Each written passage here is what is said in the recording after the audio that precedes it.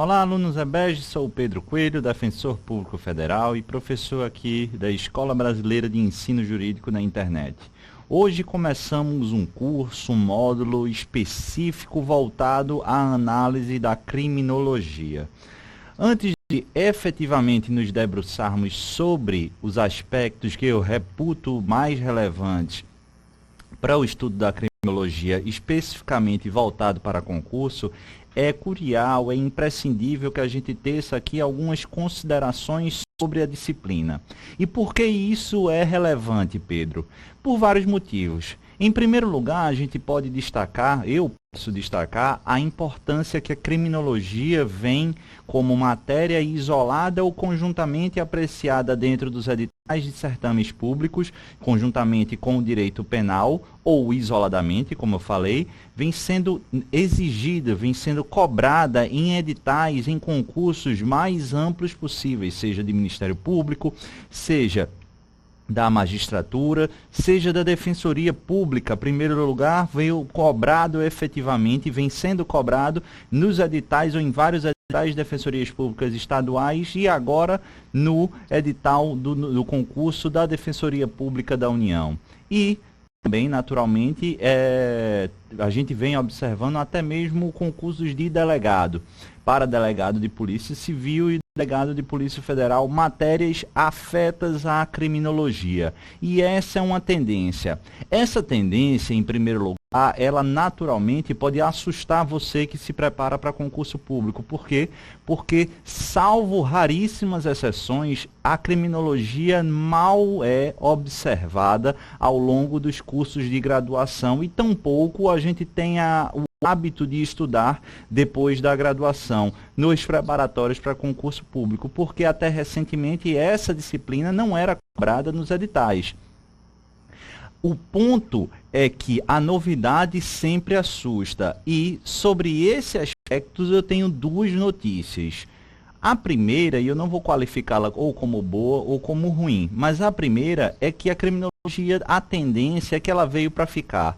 Então, assim, dificilmente no médio e curto prazo, no curto e médio prazo, ela vai sair desses editais. Por quê? Porque é uma tendência, a exigência do profissional do direito, mormente aquele que vai trabalhar direta ou indiretamente na seara criminal, que tenham esses conhecimentos. Mas a parte boa, e essa efetivamente é a parte boa, que a partir do momento em que a gente deixa de criar essa resistência e passa efetivamente ao estudo da criminologia, nós temos uma atenção. E pelo que a gente vem observando nos últimos 2 anos, em prova de concurso, conforme a exigência de várias bancas, Fundação Carlos Chagas, FGV, o CESP, o NB, e bancas compostas por profissionais da magistratura, da Defensoria Pública ou do Ministério Público, há uma tendência compreensível de questões mais simples, questões mais basilares, que permeiam a teoria geral ou a conceituação geral. Quer dizer que você, ao contrário do direito penal, do direito constitucional, do direito administrativo, processual penal, direito processual civil, direito civil, enfim, ao contrário desses outros ramos, a tendência é que as bancas não exijam conhecimentos aprofundados. E isso é muito importante. Por quê? Porque o estudo da criminologia, ele é uma gama, ou envolve uma gama, uma alta carga doutrinária, que se você não tiver orientação e o traquejo para estudar para concurso público, você pode se perder em doutrina ou em bibliografia desnecessária. Desnecessária, lembrando, para concurso público. Então, é algo que a gente precisa investir o nosso tempo, mas é algo que a gente precisa investir o nosso tempo com inteligência. Pedro, como é que eu faço para investir o meu tempo com inteligência? Você pode escolher um manual de criminologia voltado para concurso, você pode e deve, presta atenção, fazer muitas questões nos sites que dispõem, nos grupos de estudo, enfim, praticar criminologia para saber qual é o nível de profundidade que você precisa ter para se dar bem na sua prova. E você vai perceber que esse nível não é tão profundo assim. É importante estudar, é importante importante conhecer o panorama geral, mas não precisa se debruçar e verticalizar diretamente o estudo da criminologia, salvo raríssimas exceções de uma prova ou outra, como a Defensoria Pública do Estado de São Paulo, que aqui já exige uma carga um pouco mais densa nas provas de criminologia. Mas isso aqui é exceção, tá? A gente e o nosso curso vai ser pautado exatamente assim, acompanha diuturnamente as questões elaboradas pelas bancas organizadoras. E dá para perceber essa tendência de simplicidade, essa tendência de horizontalidade e essa tendência de cobrar um domínio geral. Além disso, as questões tendem também a se repetir. Então vamos focar nisso. O nosso curso, a nossa aula vai vencer toda a carga doutrinária e todo o programa da criminologia? Não. Não estamos aqui, essa não é a proposta. Mas eu vou tratar, sem dúvida alguma, dos principais pontos que vêm sendo cobrados nos variados concursos em que a criminologia é objeto de questionamento nas provas. Tranquilo, pessoal? Então, sem mais delongas, para a gente entender ou para a gente estudar a criminologia, como quase toda disciplina jurídica, e sobretudo essa que é uma disciplina que envolve o direito, mas envolve outros campos de ciência de atuação, já que é uma das matizes, uma das características que daqui a pouquinho a gente vai ver é a multidisciplinariedade e interdisciplinariedade da criminologia. A gente precisa saber um conceito, uma definição de criminologia. E como vocês vão ver, aqui que é o pontapé inicial, já começa com um problema. Como assim, Pedro? O problema é que nós não temos como dar um conceito de criminologia. Criminologia é um ramo, é uma ciência? É, mas a gente não tem como definir diretamente. Por quê? Porque isso vai depender de uma variedade de outros fatores. O momento histórico, a análise do contexto social em que a ideia de criminologia está sendo apreciada. E aí nós temos efetivamente uma problemática de definir esse conceito. Não temos como conceder um conceito uniforme, tranquilo, isento de críticas. Não me furtarei em fazer essa conceituação, até para que vocês constem aí no material de vocês, mas o que a gente pode apontar, e futuramente eu vou declinar exatamente para vocês, é que o objetivo maior não é que vocês tenham um efetivo conceito. Dificilmente vão questioná-los sobre o conceito e a definição de criminologia, mas atentar para as principais características, essas sim, comuns em diversos conceitos variados ao longo da história. Não temos, pois, como dar um conceito efetivo da criminologia. Vou, como eu disse, me valer do conceito mais moderno e bem detalhado, trabalhado pelo Pablo Garcia Molina e pelo Luiz Flávio Gomes. Mas antes da gente declinar e trazer essa conceituação para o material de vocês, a gente precisa apontar de onde é que saiu a criminologia, por que nasceu a criminologia. E percebam que criminologia surgiu antes mesmo do próprio nome. É que esse nome criminologia ele só veio ser cunhado ou formalizado no final do século XIX pelo Raffaele Garofalo. A gente vai estudar essa parte do positivismo italiano especificamente lá um pouco mais à frente, acredito que ou na aula de hoje ou na próxima aula. Mas só foi Garofalo que cunhou a expressão criminologia e nem por isso a criminologia surgiu com ele, mas bem antes. O fato é que a criminologia é naturalmente um movimento que possui uma série de convergências com o direito penal, mas com ele não se confunde. Aliás, a criminologia ela surge a partir de uma clara insatisfação de parcela de estudiosos com as respostas e o potencial de explicação ali trabalhado pelo direito penal. É que o direito penal ele tratava o crime em essência como uma regra anormal da sociedade. A sociedade era pautada com regras e um comportamento anormal, a violação anormal de uma regra, ensejaria uma punição. Essa violação à regra normal ou o comportamento anormal do cidadão, ela sim se caracterizaria ou poderia se caracterizar como um crime que deve ser sancionado.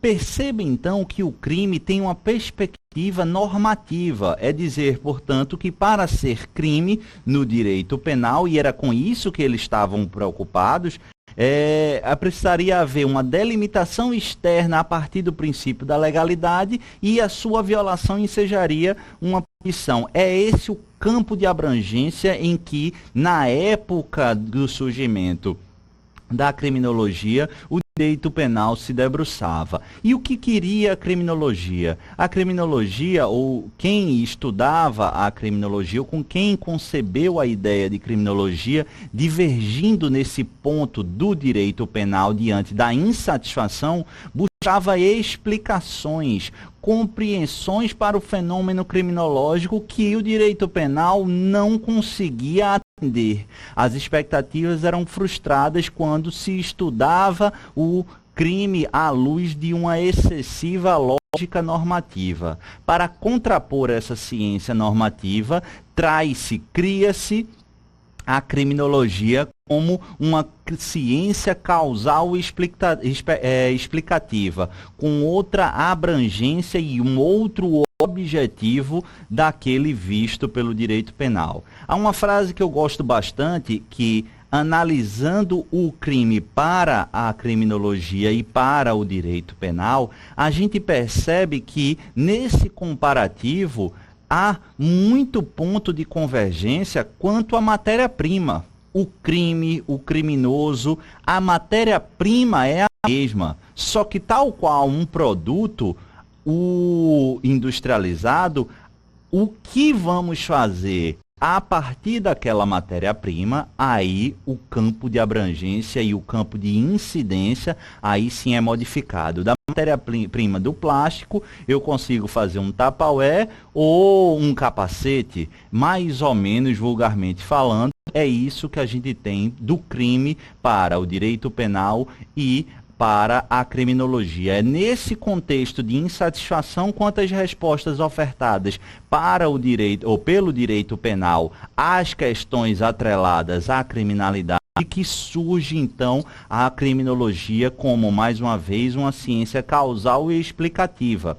Desejava trazer novas e efetivas explicações, já que a insatisfação era premente daquelas ofertadas pelo direito penal, analisando o aspecto ou os aspectos criminológicos a partir inicialmente de uma relação causal ou etiológica, que a gente vai ver mais à frente, seja vinculando essa causa, essa etiologia ao aspecto individual, o crime vinculado a aspectos individuais do cidadão, ou, de outra sorte, ainda nesse contexto do causalismo e da etiologia, mas avançando um pouco mais, a causa não estaria mais no indivíduo, mas sim na sociedade. Tudo isso a gente vai ver quando avançarmos nas escolas positivistas, passando da italiana para a norte-americana. No esquema de vocês, de direito penal, apontando o crime como uma conduta reprovável, violadora da norma e deve ser punida, é aquele comportamento ou violação anormal a uma regra,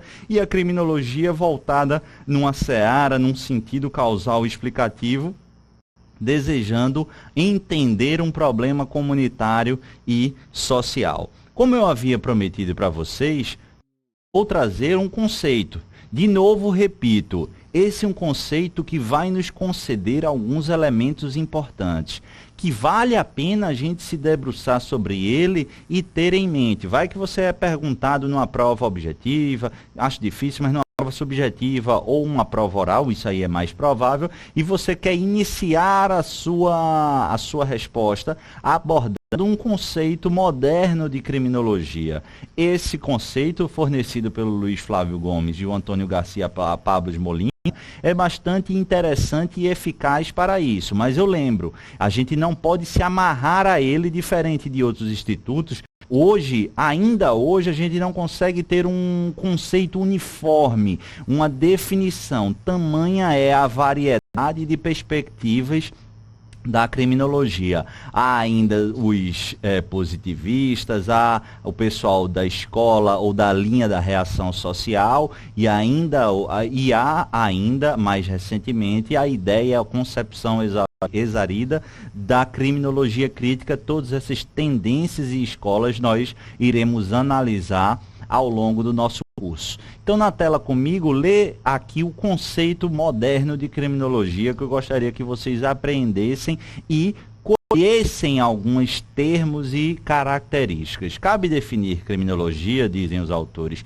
como uma ciência empírica, perceba, e interdisciplinar. A gente vai analisar, mas o empirismo e a ou multidisciplinariedade está muito vinculado e é muito relevante no DNA da criminologia, que se ocupa do estudo do crime, da pessoa do infrator, da vítima e do controle social do comportamento delitivo, e que trata de subministrar uma informação válida, contrastada sobre a gênese, dinâmica e variáveis principais do crime, contemplado este como problema individual e como problema social, assim como sobre os programas de prevenção eficaz do mesmo e técnicas de intervenção positiva no homem delinquente e nos diversos modelos ou sistemas de respostas ao delito.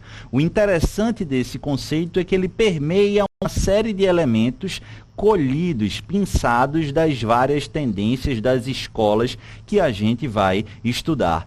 Mas antes do estudo das escolas, depois desse conceito que eu reputei, conceito moderno, fornecido pelo Luiz Flávio Gomes e o Garcia Pablos Molina, vale destacar, sim, no próximo slide, algumas características que a gente percebe ser reproduzidas ou repetidas pela maior parte das escolas da criminologia desde o século XIX até os dias de hoje.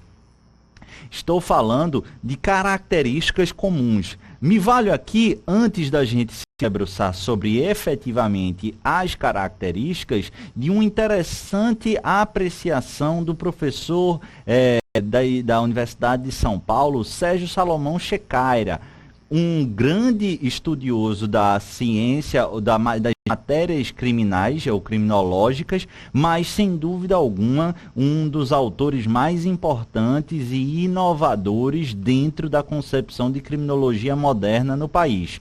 Diz o Sérgio Salomão Checaira que a criminologia ocupa-se do estudo do delito, do delinquente e da vítima, e do controle social do delito, e, para tanto, lança mão de um objeto empírico e interdisciplinar. Trata-se aqui de um conceito ou de uma rápida sentença que aponta o objeto do estudo diretamente atrelado à criminologia, mas traz aqui o que a gente já pode afirmar, as duas matizes ou as duas características mais relevantes que você precisa aprender. É o empirismo e a interdisciplinariedade. E a partir do empirismo, a gente já busca e já puxa o método indutivo de estudo, de análise aplicável à criminologia, sendo esse mais um diferencial de lá da criminologia em relação ao direito penal, cujo método principal, a gente sabe, é o método dedutivo. Vamos de maneira esquematizada e didática apreciar essas características fundamentais. Um caráter descritivo. A ciência da criminologia é uma ciência eminentemente descritiva e também empírica. Meus caros, vocês sabem tão bem quanto eu, mas não custa repisar as obviedades, porque as obviedades são talvez as coisas mais importantes e mais negligenciadas, O empirismo nada mais é do que aquela percepção de que o conhecimento ele é extraído das experiências práticas, das experiências vivenciadas. Então, quando a gente diz que é uma ciência eminentemente empírica, é porque a base da criminologia é extraída, a base do estudo da criminologia, das avaliações da criminologia, das conclusões criminológicas são extraídas de onde?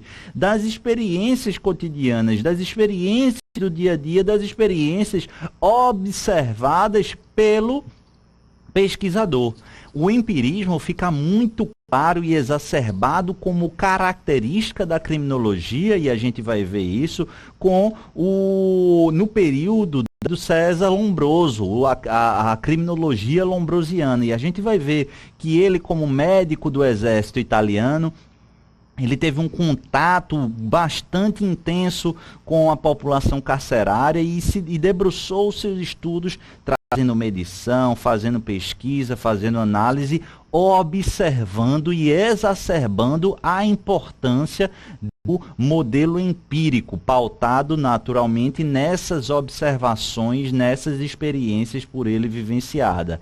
E como a gente tem, e eu disse aqui, o empirismo como fulcro ou como cama principal da metodologia da criminologia, naturalmente a gente, por ilação, traz que o método de análise é o método indutivo. Pedro, tem como revisar o que é um método indutivo, que você disse que contrapõe-se ao dedutivo aquele lá do direito penal, sem problemas. O método indutivo nada mais é daquele método, do que aquele método que parte do particular para o todo. A gente estuda as premissas e induz o que é a conclusão.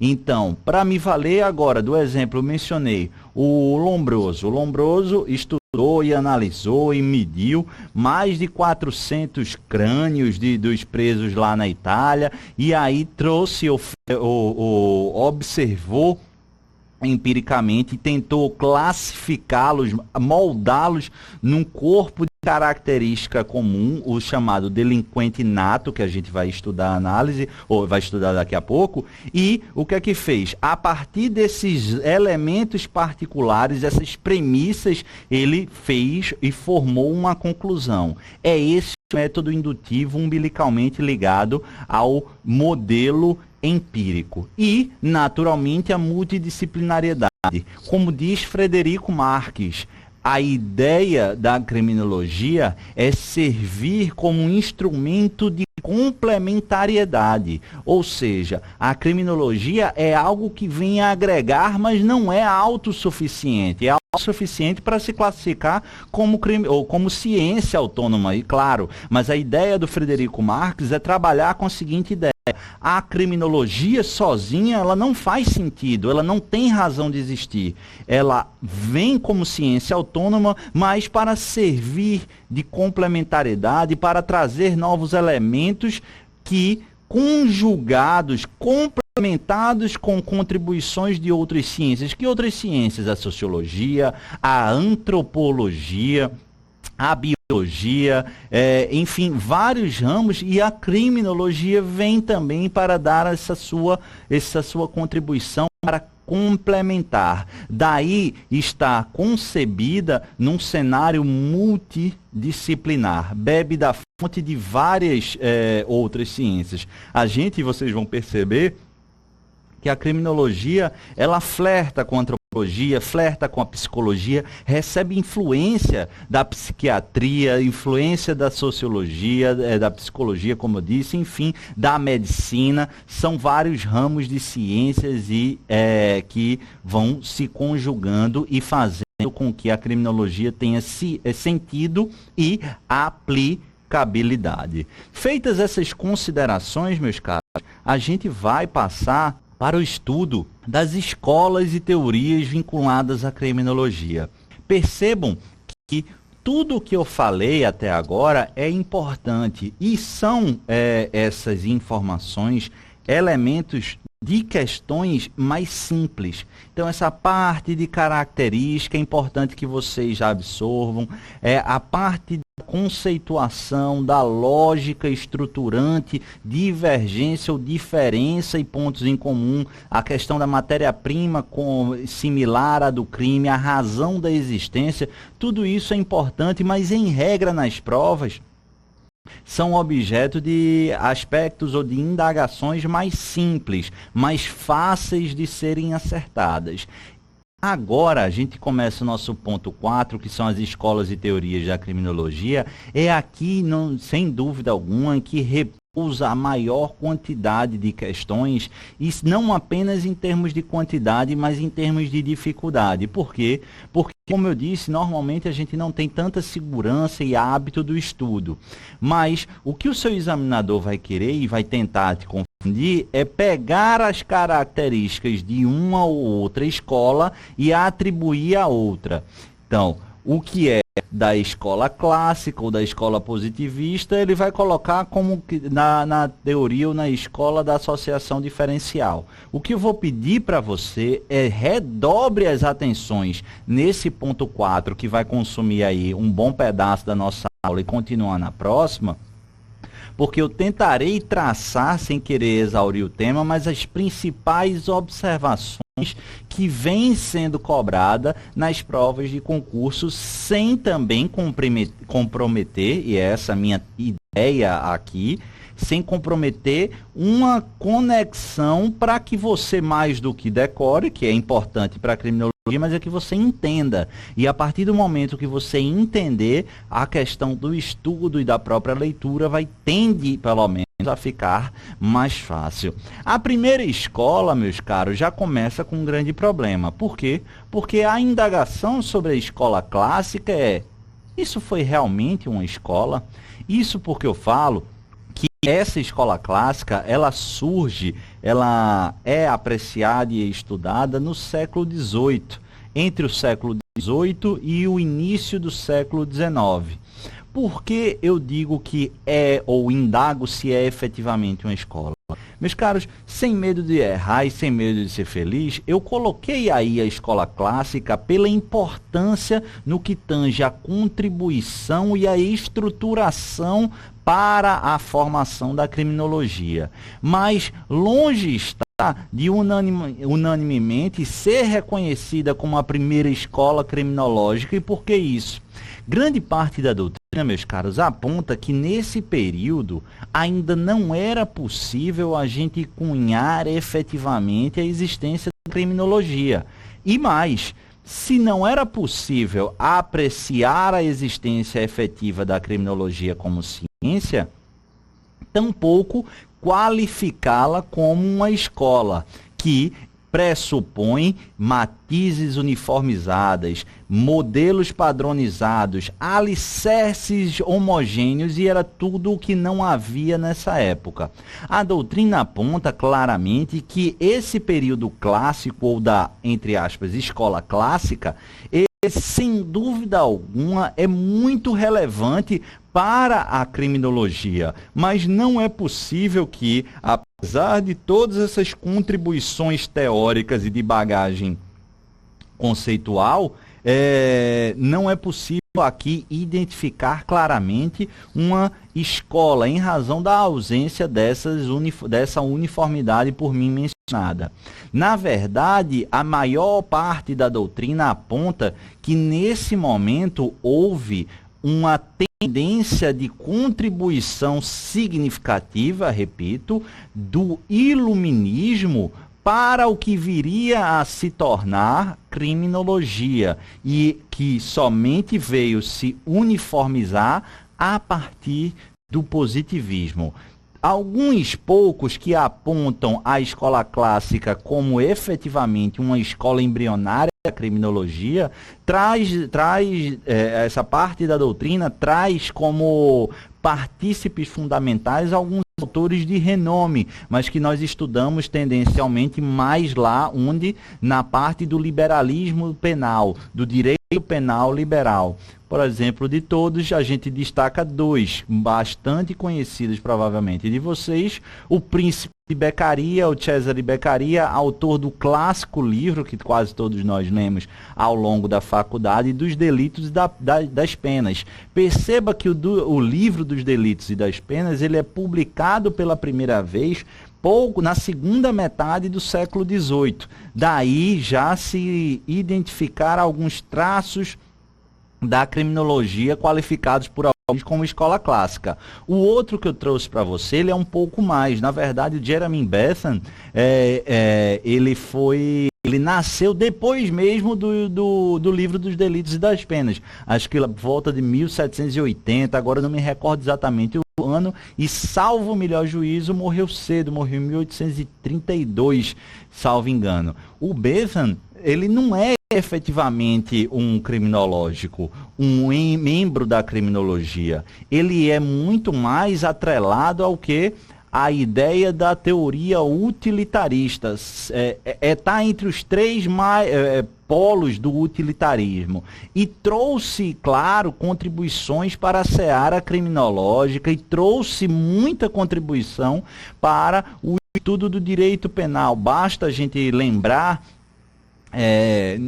rapidamente, que não é o objetivo da aula aqui, mas quando a gente estuda ou se debruça um pouco mais sobre modelos de sistema punitivo, sobretudo quando a gente analisa a execução penal e processos históricos de execução penal, há um modelo tipicamente vinculado a esse utilitarismo e idealizado pelo Jeremy Bentham, que era o modelo encarcerador panóptico, que viabilizava a visão completa do comportamento dos presos e dificultava o acesso e o contato visual dos presos com os responsáveis por manter a ordem e também entre eles. Mas enfim, uma outra hora, um outro momento, a gente analisa essa ideia. Mas percebam, o Príncipe ou Cesare de Beccaria e o Jeremy Bentham, que é alguém atribulado, a quem se atribui um vínculo marcadamente utilitarista, possuem pontos em comum, é verdade, ambos são figuras relevantes dentro do iluminismo, ou como alguns preferem, da ilustratura, da ilustração, um momento aí que todos nós sabemos, vinculados a um liberalismo que se colocou historicamente após um absolutismo exacerbado, tanto no campo político como também no campo das ciências. Mas, como eu já afirmei, a primeira escola que é unanimemente atribuída como inaugural da criminologia é a escola positivista, ou o positivismo criminológico. Vamos aqui então analisar as características desse positivismo criminológico. Vocês vão perceber que algumas características, e isso é natural, elas se reproduzem, elas se repetem em relação àquelas que eu li ou aquelas que eu conversei aqui com vocês sobre a criminologia. Mas isso não é de se estranhar. Aquelas características acompanharão a maior parte das linhas e das escolas criminológicas, mas algumas delas são mais vinculadas ainda, ou pelo menos inauguradas como essência da criminologia aqui dentro do positivismo criminológico. Quais são essas características? Eu vou definir algumas, eu vou trazer algumas e depois vou explicar porque eu coloquei especificamente essas que estão no material de vocês em vermelho. Daqui a pouco eu chego lá, mas em primeiro lugar, o método positivista e o crime como fenômeno natural e social. Pedro, o que você quis dizer com isso? Não sou eu que quis dizer absolutamente nada, mas é o que a doutrina aponta. O que é uma escola positivista? Meus caros, o positivismo, para a gente entender, e eu sei que vocês sabem, eu vi esse negócio desde que eu era na 7ª série e me colocaram para estudar filosofia, por isso que às vezes a gente fica doido. É importante filosofia, mas meu professor é muito louco. E a gente tinha que estudar Augusto Comte. Eu me lembro, a primeira vez que eu vi, é uma besteira, mas eu vi Comte, eu achei tão estranho, mas pequeno, né? Eu acho que eu tinha 13 anos, eu não sei. Mas o Comte era C-O-M-T-E. Mas o Comte, mas pela regra do português, enfim, mas o Augusto Comte, ou Comte, é o pai do positivismo. E Comte com M, ele tinha uma ideia que fulcrou toda a lógica positivista, um francês, que era tentar dar às ciências sociais explicações calcadas na mesma lógica das ciências exatas, das ciências naturais e biológicas. Tentava trazer a racionalidade do positivismo, ou o positivismo tentava trazer a racionalidade das explicações causais das ciências naturais, exatas e biológicas para os fenômenos sociais, para os fenômenos e ciências humanas. É aqui que desenvolve-se a ideia das ciências ou das teorias etiológicas. O que é a etiologia? Etiologia, em apertada síntese, meus caros, e percebam que isso vai ser muito importante para a criminologia, nada mais é do que o estudo das causas. E a etiologia na criminologia, a gente vai aprofundar isso mais à frente, mas desde já quero que vocês anotem, a etiologia na criminologia, ela vai ter 2 braços muito relevantes. O primeiro braço é a etiologia individualista ou individual, aquela tratada ou aquela em que se observa a relação de causalidade do fenômeno criminal com causas intrinsecamente ligadas ao indivíduo. Aqui a gente vai repousar sobretudo nas escolas positivistas italianas, a partir de Lombroso, passando por Ferri e findando por Garofalo. Esses são os 3 autores que nós vamos estudar dentro desse positivismo ou dessa etiologia vinculada diretamente ao indivíduo. Depois a gente avança um pouco mais e já começa a beber um pouco da fonte e das percepções e observações do psicólogo Emile Durkheim e observa mais uma etiologia social, as causas da criminalidade, os aspectos vinculados à criminalidade, eles não estão exclusivamente ou fundamentalmente atreladas, vinculadas ao indivíduo, como sugeria a etiologia individual, mas sim a aspectos da sociedade. Mas isso aqui é um pouco mais à frente, beleza? Além desse método positivista, dessa objetivação do fenômeno natural e social à luz da criminalidade, à luz das explicações causais e das explicações racionais das ciências naturais e biológicas e exatas, a pena era um instrumento ou um meio social para essa linha positivista. E agora começam as características em vermelho. E qual é o motivo de você colocar essas características em vermelho? Meus caros, essas outras características que eu observei até agora, elas são muito importantes e já foram objeto de indagação. Mas percebam que isso aqui que eu coloquei em vermelho, já foi exatamente assim, objeto de pelo menos 4 questões do CESP-UNB.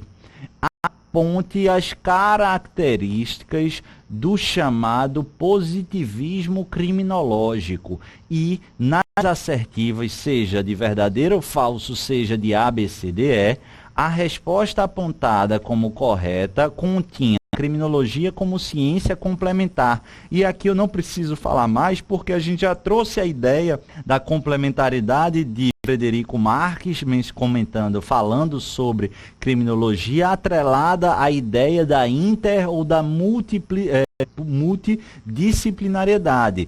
Psicologia, antropologia, psiquiatria, biologia, enfim, e aqui ratifica-se com o positivismo. Por que tanto ponto de contato? Porque percebam, a gente vai beber na fonte das ciências exatas e nas ciências naturais, nas ciências da biologia, a antropologia, a psicologia, complementando aí a ideia a partir de uma característica da criminologia. Negação do livre-arbítrio e crença no determinismo comportamental. Isso vai ficar muito claro, sobretudo a partir de Ferri, que a gente vai estudar daqui a pouco.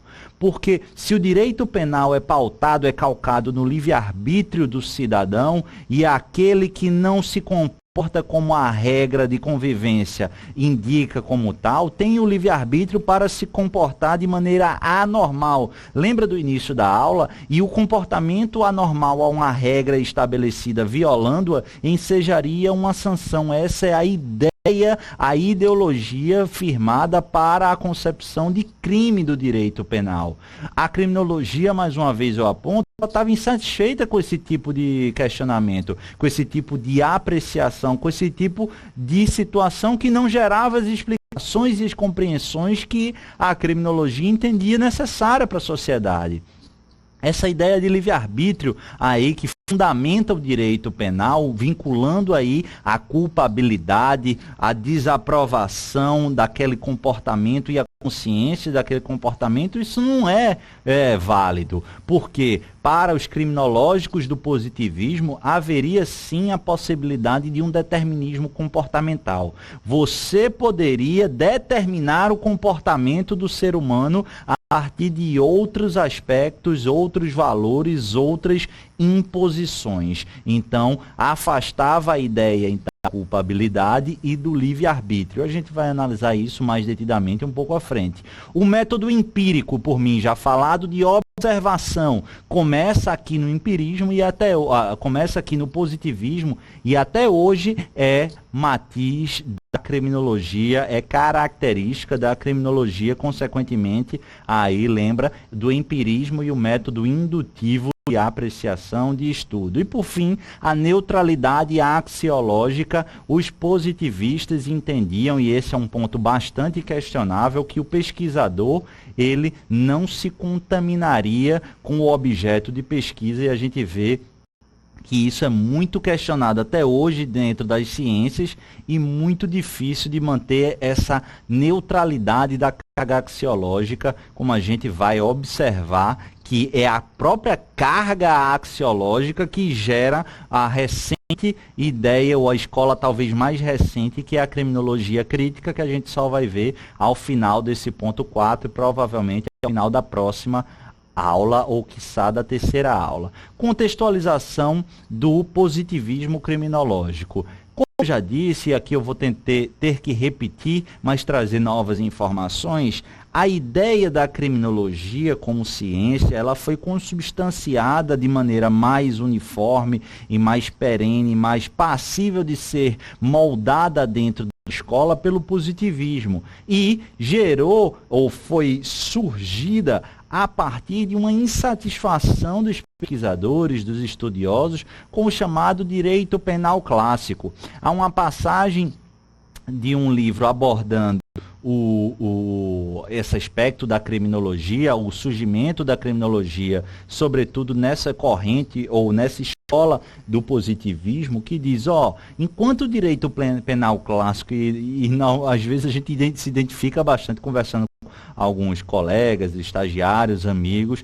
que falam, nossa, e era isso que o livro fala, a criminologia surge de uma insatisfação, enquanto o direito penal está discutindo o dolo, a culpabilidade, se a exigibilidade de conduta diversa compõe a culpabilidade ou não compõe, se o dolo está no fato típico, na culpabilidade, isso não traz explicação, isso não atende às expectativas da sociedade. É o blá blá blá penalista. Isso a gente não quer saber, não. Vamos romper com essa ideia desse direito penal clássico, que é calcado no danado do livre-arbítrio. Eles perdem muito tempo com isso.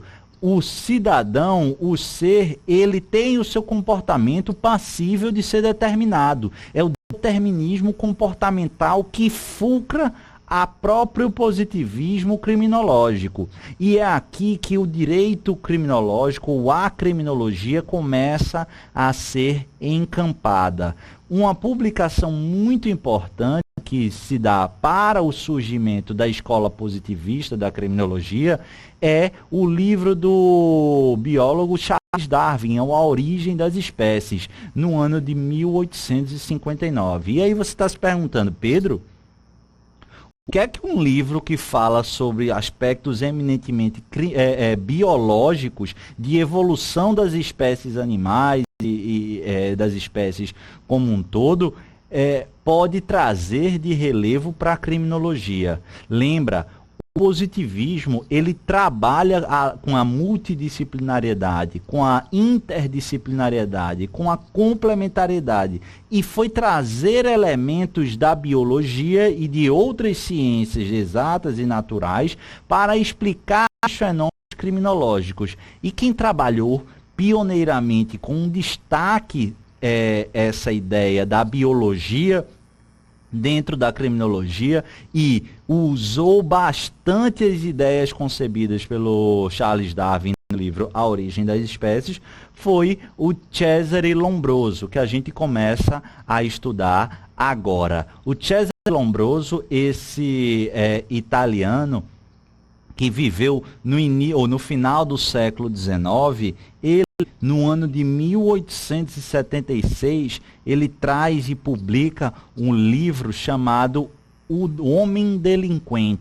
Nesse livro, e depois nos estudos do Lombroso, que ficou mundialmente conhecido, mas com uma conotação pejorativa e que realmente, à luz dos dias atuais, é compreensível, mas ele trouxe, sem dúvida alguma, avanços muito importantes. Pedro, você está defendendo o lombrosianismo? Óbvio que não. É absurdo hoje a gente, na minha concepção, respeito quem pensa em contrário, mas, na verdade, não respeito muito não, mas, enfim, o fato é que há quem defenda, mas hoje é muito difícil você trabalhar com a ideia lombrosiana se você estuda minimamente. Mas na época, e para o que a gente hoje vê de criminologia, sem dúvida alguma, importância significativa. Nesse livro, O Homem Delinquente, o Lombroso, ele trabalha com o que foi chamado ou conhecido de antropologia criminológica. Por quê?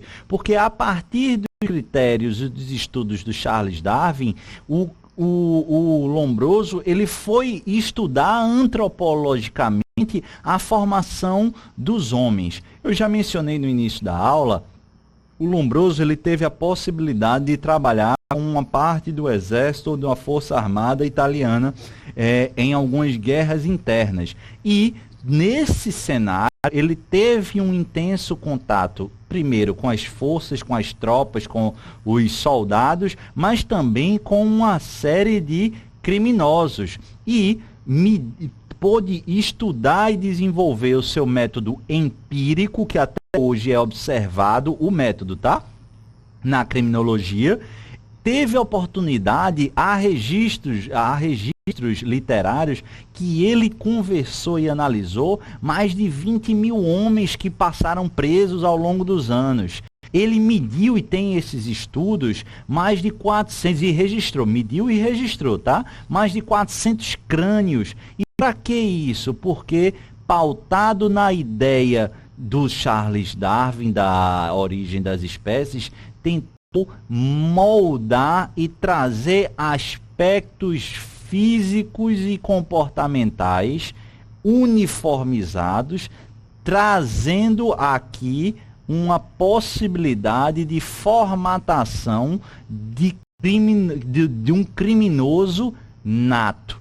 Aquela pessoa com aquelas características físicas, aquelas características comportamentais, ela teria nascido com um matiz biológico orgânico de criminoso. Perceba aqui, mais uma vez, o determinismo comportamental a partir de características genéticas. Tamanho do crânio, tamanho do queixo, forma de comportamento, tatuagem que constam também nos livros de estudos do Cesare Lombroso. tudo isso formataria o que ele chamou do criminoso nato. E essa ideia, meus caros, de criminoso nato, ela surge, como eu disse, da influência da origem das espécies de Darwin, mas especificamente do conceito de atavismo, o cidadão ou ser atávico, a espécie atávica. Pedro, que danado é atavismo? Eu acho que eu me lembro lá de ter estudado, lá na minha sétima série, quando eu tinha 13, 14 anos, alguma coisa disso em biologia. Antes de estudar criminologia, eu só tinha ouvido falar em atavismo lá quando eu estudava biologia, genética. Agora eu não me lembro, não, sétima série não, acho que eu tinha uns 15, 16 anos. Mas aí eu curtia era aquela... a parte de azão, azinho, azinho, azão, aquela parte de genética bem mobral, mas eu lembro que o professor falou de atavismo, quando a gente estuda a questão da origem das espécies, enfim, mas qual é a ligação do atavismo? Eu não me lembro o que é atavismo com criminologia, meus caros, em apertadíssima síntese e sem querer aqui dar explicações científicas que eu tenho certeza que são muito mais densas do que isso. Mas para o que nos interessa, a concepção de atavismo ou do cidadão ou do ser atávico, basicamente é a ideia de alguém ou de uma espécie, de um membro de uma espécie, mas como a gente está falando do cidadão atávico, é de alguém, de um homem que, apesar da evolução natural da sua espécie, mantém ou desenvolve uma característica que representa um retrocesso genético. Dizer, portanto, que alguém ostenta um atavismo ou atávico é basicamente indicar que ele apresenta algum traço de involução ou estagnação genética. Enquanto a espécie vai evoluindo e deveria estar aqui na página 15, ele ou tem um retrocesso, ou seja, seu núcleo familiar, por exemplo, tem esse retrocesso, ou aquele cidadão ele estagna na página 5. Basicamente é isso que a gente tem como atavismo. E aí o Lombroso, analisando exatamente esse estudo antropológico, estudo empírico de medição de traços de hereditariedade, traços genéticos e traços comportamentais, como tatuagem, ele traça o cidadão atávico e cria o criminoso nato. Ele tem, então, um estereótipo de que se esse cara for assim, é porque ele nasceu para ser criminoso. E isso é muito, hoje em dia, atrasado. Óbvio que ninguém tem um perfil criminoso, mas para o que nos interessa, a principal crítica sofrida por Lombroso, a verdade, foi que ele deturpou parte do estudo do Charles Darwin. O Darwin, quando estuda ou quando apreciou e criou a ideia do atavismo, ele se limitou a traços hereditários, a traços genéticos. E, como eu mencionei, o Lombroso, ao longo dos seus estudos empíricos, ele confundiu, ele trouxe elementos, claro, de hereditariedade e genética, mas também trouxe aspectos comportamentais. Os livros, a maior parte dessa crítica é apontada para um estudo específico em que ele arrolou dentro da estruturação do estereótipo do criminoso nato a utilização de tatuagem. E aí a doutrina que estuda criticamente o Lombroso, ou estudou criticamente o Lombroso, apontou que, olha, Darwin nunca falou que esses traços comportamentais eles estariam atrelados ao atavismo. O atavismo se limita a aspectos genéticos e hereditários. Lombroso, meus caros, como eu disse, ele representou um avanço muito grande. Dentro da criminologia, apesar do absurdo de trazer as ideias, como eu disse, para os dias de hoje, deve-se reconhecer, e isso é muito forte dentro dos criminólogos, a importância dele para exatamente o desenvolvimento do método empírico e da metodologia indutiva. Houve um estudo muito extenso de observação para posterior conclusão, indução a partir do empirismo. Dentro do Brasil, eu só vi esse tipo de pergunta em duas questões, pode ter sido mais. Há uma série de exemplares de influência das técnicas ou dos estudos lombrosianos, mas um principal, e aí esse que eu já vi em duas questões, é do Raimundo Nina Rodrigues. Bem rapidamente eu vou tecer algumas considerações sobre o Raimundo Nina Rodrigues. A primeira de todas é que foi observada, foi questionada em uma prova e muita gente errou. E faz sentido o erro, porque esse é o tipo de erro que, se a gente não sabe e vai chutar, o chute vai nos levar ao erro. Só se for um chute aleatório, fechar os olhos. Mas por quê? Porque a gente associa, claro, o lombrosianismo, o estudo do lombrosiano, hoje, nos dias atuais, como algo repugnante, de traçar um perfil de um criminoso nato. Claro, isso aí hoje é quase que inconcebível cientificamente. Só que o Raimundo Nina comprou essa ideia lá atrás, mas ele era um médico especialista em atuação clínica em favor dos menos abastados, dos mais humildes. Chegou, pasmem, a ser considerado o doutor dos pobres. E o que é que acontece? O examinador, ele jogou aspectos reais vinculados ao Raimundo Nina Rodrigues e colocou, não obstante isso, era conhecido em Salvador, Bahia, como doutor dos pobres. Perceba que aparentemente isso é incoerente. E por que é incoerente? Porque o Raimundo Nina Rodrigues era racista.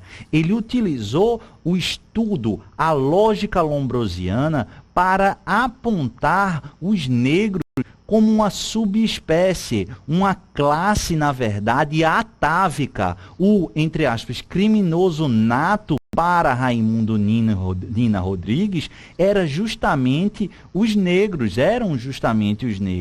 E atrelava a um subdesenvolvimento atávico, um retrocesso genético à pessoa ser negra. Absurdo. Ele defendia uma superioridade branca em detrimento aos negros. Chegou, pasmem, e aí estamos na nossa segunda questão que eu já ouvi, observando exigência do conhecimento sobre o Raimundo Nina Rodrigues. Ele defendia a criação de dois códigos ou de dois blocos de legislação penal. Um para o cidadão branco e outro para a, entre aspas, subespécie ou espécie atávica de desenvolvimento da humanidade, que eram os negros. E aí percebam, um cara desse, claro, hoje em dia a gente aponta, é um cara absurdo, isso não faz sentido. Mas quando você atrela essa ideia, essa concepção para a lógica de que ele era considerado o doutor dos pobres, você disse, não, óbvio que um racista não vai ser considerado o doutor dos pobres. Mas era. Raimundo Nina Rodrigues se fez como carreira, basicamente, ou se notabilizou lá em Salvador, Bahia, como o doutor dos pobres, atendendo e desenvolvendo no Brasil essa metodologia empírica e esse método indutivo. Mas com um nítido cunho racista, apontava aqui os negros como a comprovação do atavismo darwiniano à luz dos estudos do Cesare Lombroso e defendia claramente o racismo, sobretudo a criminalização diversa, diferente para os negros, a partir de leis específicas, e para os brancos. Meus caros, na próxima aula a gente adianta e finaliza o positivismo italiano. Começo estudando o Enrico Ferri, passo pelo Raffaele Garofalo e aí a gente já adentra na etiologia social e as escolas norte-americanas. Beleza? Espero que estejam gostando. Um grande abraço e até o próximo encontro.